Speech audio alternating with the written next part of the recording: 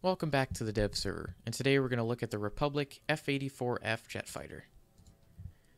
This plane is in the American tech tree after the F-3D1, and it is 170,000 RP to research and about 390,000 silver lions to purchase.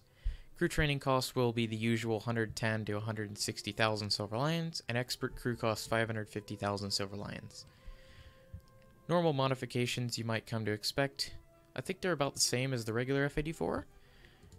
But you do have new weaponry options. You have 250-pound bombs, 500-pound bombs, 1,000-pound bombs, 2,000-pound bombs, and the HVAR rockets that you've come to know. Along with that, you have the standard 50 cal belts such as default, universal, ground, and tracer, and stealth. I tend to use tracer because they seem to output the most damage. Now that we have that quick overview, let's hop into a quick test flight and show the aircraft performance. As you will see, the aircraft does get an air spawn, which is quite helpful to get an early game advantage. This plane is a normal boom and zoom fighter and not really a turn fighter, and as such I would suggest you don't engage in low speed engagements. This plane does really turn into a brick when you get slow, so I suggest if you have to, only turn at high speed, and if you start to lose the engagement, peel off, gain your speed, and come back at it. And as you can see, if you get to a decent speed here, about 400 miles per hour, and you do a turn, you will tend to bleed quite a bit of your energy out over time. So you've already lost about 30, 40, and about here at 340-ish, you start to lose a lot more energy and your turn rate starts to decrease until you do not have an overload anymore. You can actually put your flaps down at 300, but this only adds to your poor energy retention, and it doesn't really add to your turn rate all very much. As you can see, we've decreased down to about 240 miles per hour, and our turn rate is still about exactly the same as before. And right here you can see the aircraft is sort of starting to stall, and we're not going to accelerate out of here. So if we pull up the flaps, you can see we have a pretty decent acceleration at sea level, gaining pretty swiftly. Climb rate seems pretty decent at this BR. I wouldn't say climbing is your best option. I'd rather keep your speed up since you are quite fast.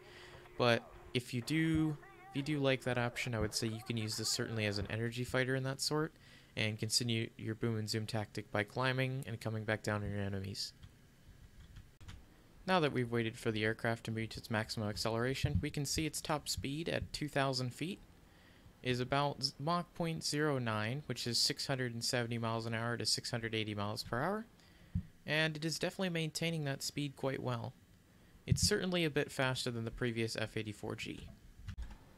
And now we've restarted with the F-84F again. This time we're carrying the 250-pound bombs loaded on the wings. These bombs drop in 3 drops, so you have the outboard 2, and then the center 2 drop separately. So I'm going to go ahead and engage in a slight downward dive to try and attack this tank here. And let's get right there, and 1, 2. There we go, nice kill. Let's come back around for that truck.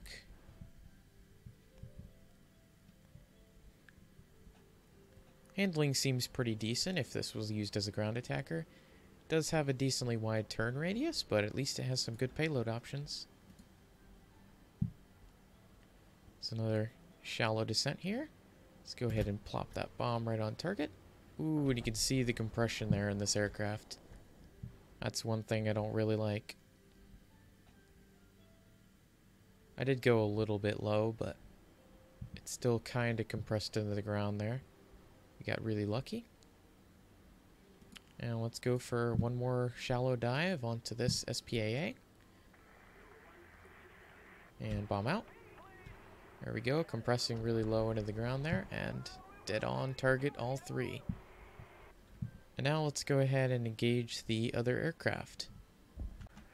Here we are closing in on our target here. This is the MiG-15 as I stated before. And we'll be just showing a quick demonstration of the gun handling and how 50 cals handle on this aircraft.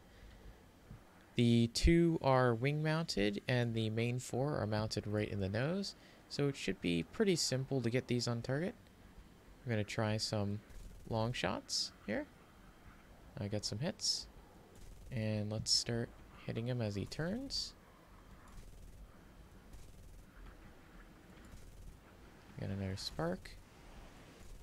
And as we get closer here, we should be able to take him out. Yeah, and the 50 cals just shred him at that point.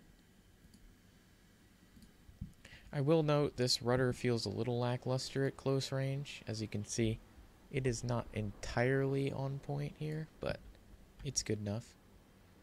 And as a final note, you will overheat over time.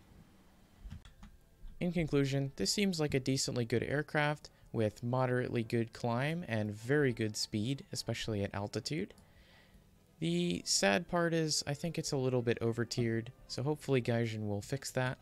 I think it should move down to more like battle rating 8.0 or 8.3, and hopefully we'll see more people flying this jet when it officially comes out. Nevertheless, thank you for watching, and hopefully you'll come back next time.